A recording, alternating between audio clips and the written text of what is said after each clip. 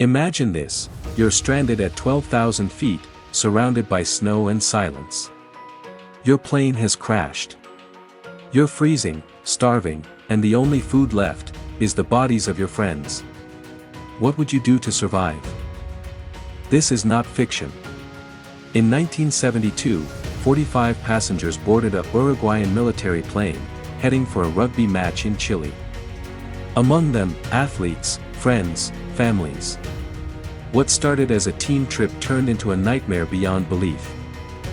The flight was supposed to last just a few hours. But the weather turned violent.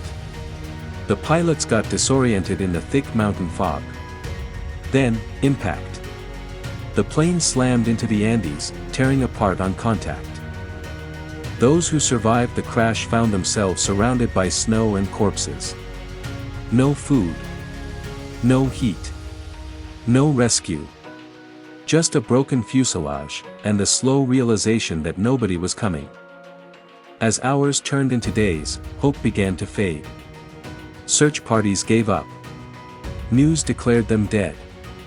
But deep in the Andes, survivors faced the hardest question of all. Can I eat the dead to stay alive? This is the story of how 16 people defied death. Crossing mountains, eating flesh, and witnessing things no human should ever face. This is the story of Flight 571, and what it truly means to survive. After surviving the crash's impact, the remaining passengers found themselves in a hellscape of cold and broken metal. They huddled in the fuselage, wounds bleeding, the Andean wind howling outside. They had nothing but the rubble and their fear. Bodies lay scattered. The weak were dying. Temperatures plunged to below -30 degrees Celsius at night. They melted snow to drink, used torn fabric for shelter, but food ran out fast. They realized they were completely alone. Within hours, more died from injuries and exposure. The team tried makeshift first aid. They prayed and sobbed. Then, realization: the world thought they were dead. The search had officially ended. Facing starvation and isolation, they scavenged what they could. Daytime sun melted some snow into water. Nights were unbearable. Panic turned into determination, even if they didn't know how they'd survive. Then avalanches struck. 2 waves buried parts of the fuselage, taking lives. The survivors emerged from the wreck, fewer in number, colder, and closer to desperation.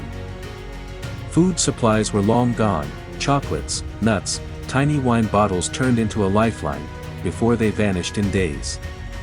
They were reduced to drinking water and rationing scraps of clothing.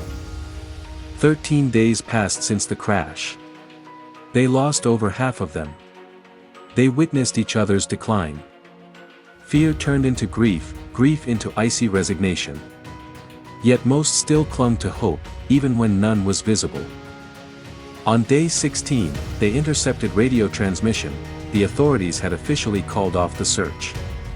The world had moved on. And so had death, ready to claim more unless they acted. And so, a terrible question wore them down: how much life is worth, if you must eat your friends to survive?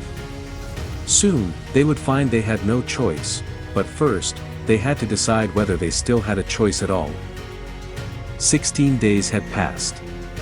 No food. No rescue. Just the wind, the snow, and the smell of death. The men grew weaker. Their ribs showed through torn shirts. Lips cracked from dehydration. That night, one of them finally said it out loud. The thought they all feared but could no longer ignore. What if we used the bodies? At first, they were disgusted. Furious. Some cried. Some vomited. But others stayed quiet. It's not murder, they reasoned. They're already gone. And slowly, they began to justify the unthinkable. They would only eat the muscle, they said. No faces. No organs. Only what was necessary. Survival had changed its rules.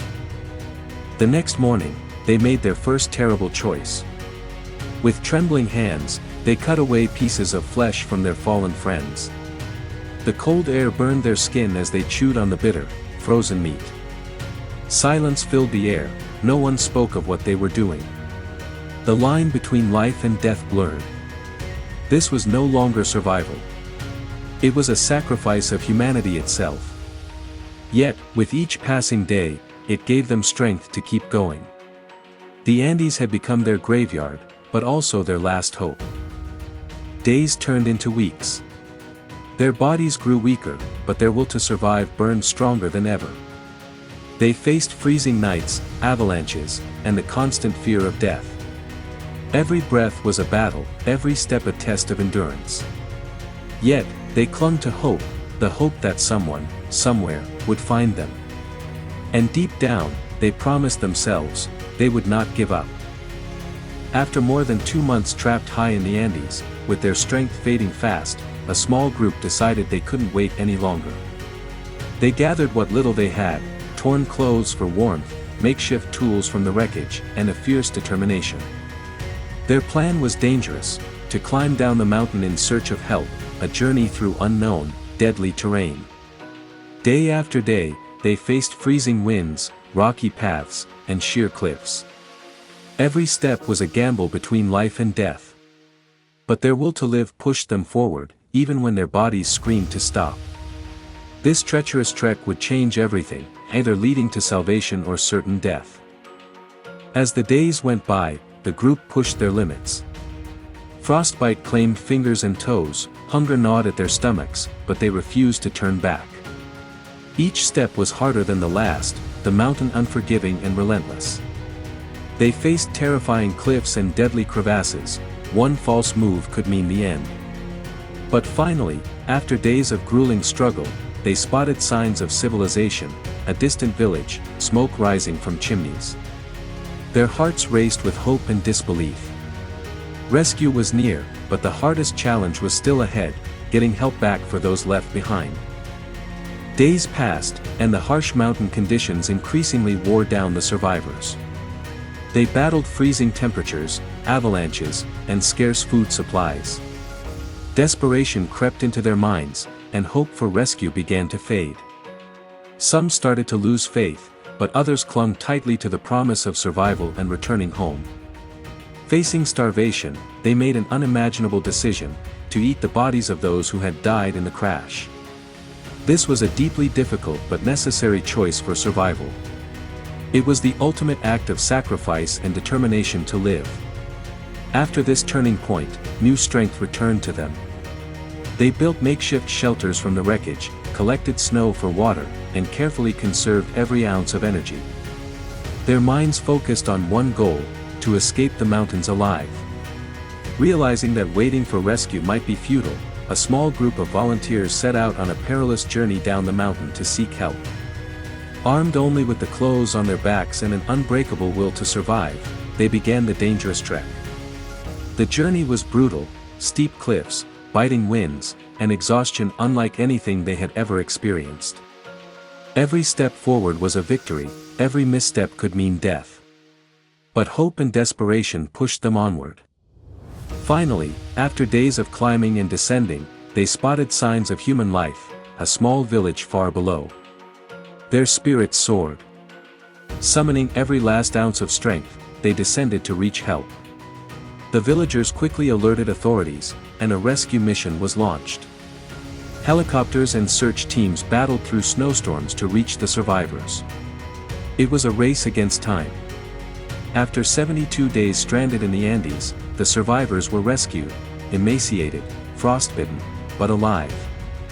Their story shocked the world and became a powerful testament to human resilience, courage, and the will to live against all odds.